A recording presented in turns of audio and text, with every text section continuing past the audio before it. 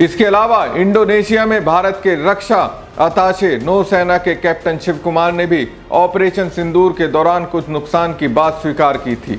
Indonesia में एक seminar में बोलते हुए वो एक पिछले वक्ता को जवाब दे रहे थे, जिसने पाकिस्तान के इस दावे का हवाला दिया था कि 3 राफेल सहित कई भारतीय लड़ाकू विमानों को मार गिराया गया था। कैप्टन कुमार ने भारतीय सेना को केवल आतंकी शिविरों को निशाना बनाने तक सीमित रखने वाले निर्देशों का हवाला देते हुए कहा, मैं शायद उनसे सहमत ना हूं कि भारत ने इतने सारे विमान खो दिए, लेकिन मैं इस बात से सहमत हूं कि हमने कुछ विमान खो दिए और ऐसा केवल राजनीतिक नेतृत्व द्वारा सैन्य प्रतिष्ठानों और उनकी हवाई सुरक्षा पर हमला न करने के लिए दिए गए प्रतिबंध के कारण हुआ। डसॉल्ट एविएशन के चेयरमैन और सीईओ एरिक ने पहले ऑपरेशन सिंदूर के दौरान 3 राफेल जेट विमान को मार गिराने के पाकिस्तान के दावे को खारिज कर दिया था और आरोपों को गलत और निराधार कहा था।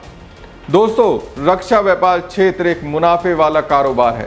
पहले इस क्षेत्र में अमेरिका और रूस की मोनोपोली हुआ करती थी, लेकिन अब इस क्षेत्र में कई नाम आ गए हैं। सोचिए, ऑपरेशन सिंदूर से पहले किसी को भी मालूम नहीं था कि तुर्की भी रक्षा उत्पादन कर रहा है। ये बात और है कि उसके ड्रोन फुस हो गए। अब इस क्षेत्र में फ्रांस भी है। चीन भी चाहता है कि वो अपने पैर जमाए।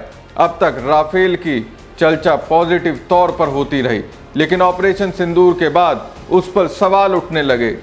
टैपियर ने पाकिस्तानी दावों को राफेल लड़ाकू विमान की विश्वसनीयता को कम करने के उद्देश्य से उसे प्रोपोगंडा बताया, और ऐसा इसलिए दावा किया गया क्योंकि वो कोलंबिया, साइबेरिया और मलेशिया जैसे देशों को इसे दे रहा है।